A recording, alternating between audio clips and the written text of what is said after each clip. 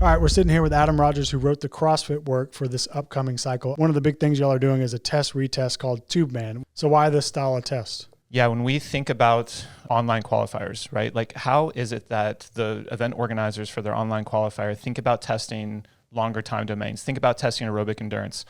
Almost always, I would say 90 to 95% of the time, there's going to be burpees associated with it. There's probably going to be a machine. There's probably going to be another low skill bodyweight movement in there. But for event organizers to truly try and get a good test of aerobic fitness, there's going to be burpees in there. And I can't think of a qualifier in the past. I'd be hard pressed to come up with something past that 15-minute time domain that didn't have burpees associated with it. So one, we know it would just be an oversight on our part not to put them in. But two, we also know the value of having a really good feel for not only how you do your burpees, but how aware you are of your pace around burpees. Where does it start? Where can you hold it in the middle? And then how do you finish? So when we wrote this workout, that's what we wanted. We wanted to have burpees be the separator. We wanted to have progressions built in there to help you think about how you're going about your burpees. How can you improve them? Yeah, they're not the most sexy thing. So I think it's easy to kind of overlook. It's like the skill that nobody wants to believe is a skill. It's just getting up and down off the ground. But what you'll notice is the people that do the best at that style of test in an online qualifier have spent the time thinking about their body work, thinking about trying to find a rhythm and a pattern that saves their upper body pressing, making sure that they hold themselves accountable to whatever cycle rate that they've found. So yeah, spending time with the skill of the burpee is really what we wanted out of these progressions, because we know you're going to get better at this test, but you're also going to get better at every single other qualifier that comes up that is going to test burpees, because they're coming.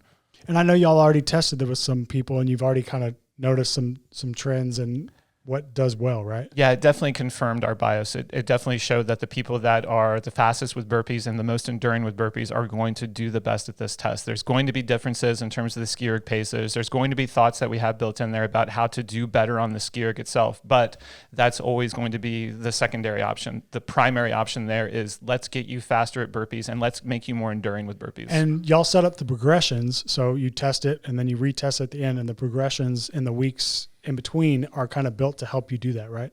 Yeah, one of the things that we noticed is not having just like this standard linear progression over 8 weeks. We wanted to keep people bought in, but we also know that we have to start with burpees, and what I like to call is burpee urgency. So it's not sprint burpees where I'm trying to get as many as I can. It's burpees at a faster pace than I'm used to, and trying to make sure that I can hold on to that and think about the technique and the style that we do. So with the progressions that I wrote, the first 3 weeks are built like that. They're built like sort of this accumulation where I'll do a ski erg buy-in, and then the rest of the time in that time window, I'm accumulating burpees at a faster pace than what I did for my 10-round average. And again, what we're trying to do there is we're trying to get you to be really aware of your burpee technique. How can you clean it up? What's the footwork that gets you best? What is blowing up about it? And how can we try and get around that and find compensations built into it? So those first 3 weeks are basically built around burpee urgency. From there, we start to transition a little bit more into thinking about what is the test? What do multiple rounds of that feel like? Getting off and on the ski erg with the interference factor of my triceps being tired or my lungs being blown up from the ski erg itself. So the later progressions of it, they start to look a little bit more like the test, but we're always trying to push you a little bit faster than your average pace from the initial test to make sure that you kind of know what it feels like. And yeah, like most people don't care about a specific test, right? This is our training, and it happens to be our test retest. So what is the hope that you get out of this just moving forward in your CrossFit? Yeah, it's exactly what we talked about before. The hope is that you come out of this with a better, I would say, respect for burpees as a skill. You better put respect on its name, and understanding that improvements there are going to make you more resilient as an athlete in the sport that knows every single qualifier that you're going to do is going to have burpees built into it. And the higher up that volume gets, the more efficient you have to be. And it's always more fun to do it with a group. It is. Last cycle we did shit sandwich, and I'm sure anyone will agree that doing this together was better. I think that the groups are what got each other through that. Yeah. I think if they had to do that by themselves, they probably would have quit like I did.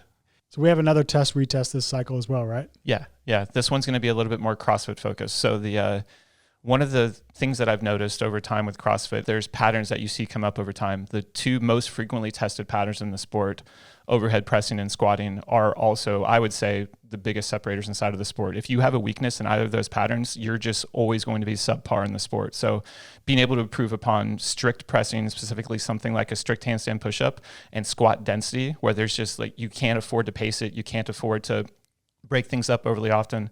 What we needed to do is we need to try and come up with something to train those qualities together. So the test retest for this cycle is 4-time 10 down to 1. So 10, 9, 8, 7, 6, 5, 4, 3, 2, 1 reps each of strict handstand push-ups and double dumbbell squat cleans.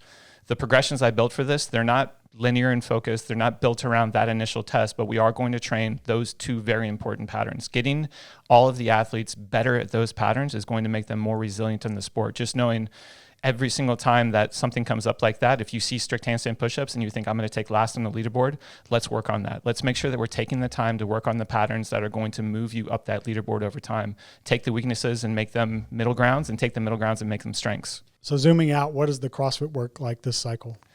Yeah, so some of the other things I try to think about with the CrossFit work this cycle is making sure that there's not just hard Metcons built in throughout the week. So we don't want everything to be a 4-time piece. We don't want everything to be an AMRAP piece. We want to make sure that there are... Why? It's what's going to end up happening is people are going to get burnt out from it. If you're always going for time, you never have a chance to, one, do something that's going to be an appropriately paced thing for you to actually get better on that day. What I've noticed is that when people do 4-time Metcons, they feel really good. Like they feel like they accomplished something, but they probably didn't get better that day. If anything else, what they did is they actually like drained their recovery resources, and it's going to sap and pull away from the quality the day after. So we're not quite there yet. That's not the focus of this cycle, to have every single day be a hard Metcon. We will get there eventually when we get to the point where we're really, really close to all the important qualifiers, but it's not there yet. So what I tried to do is I tried to make sure that there is almost like a A-B week approach with this, where what I mean by that is there's going to be alternating days where this is going to be a training focus, where it might be EMOMs, or it might be work rest, or it might be intervals with more than enough rest to be able to take your time and think about keeping the quality super high. Later in the week, we might do a Metcon 4-time and like push the intensity, because I know that that's important inside of the sport, but it's not going to be every day of the week. I want to make sure that we are building in this sort of balance with things and make sure there are training pieces inside of here. And that always kind of is a tough one, because like you alluded to, the 4-time pieces is kind of the fun part, but when you actually care and want to get better as a competitor in this sport, you found that yeah, you have to keep the quality high. If you go 4-time and you go 100% all the time, the quality drops off, which then means that your consistency drops off. I mean, if you had a certain test and you're just constantly, like, you want to get better at that test, if all you ever do is that test and you don't ever take a step back and work on the component pieces and work on trying to tie them together over time, you're not going to get better at it. It's not going to just happen by fluke if you just happen to do it over and over. You need to be able to break things apart, think about building them back up together as their pieces before you put them back in. And final question before I get you out of here, are you going to be doing the 2-band progressions? I am absolutely going to be doing the 2-band progressions. Yeah, my goal going into that was not to get lapped, and I got lapped by Gus. But yeah, I think that I could do a lot better on that test, and I want to show it.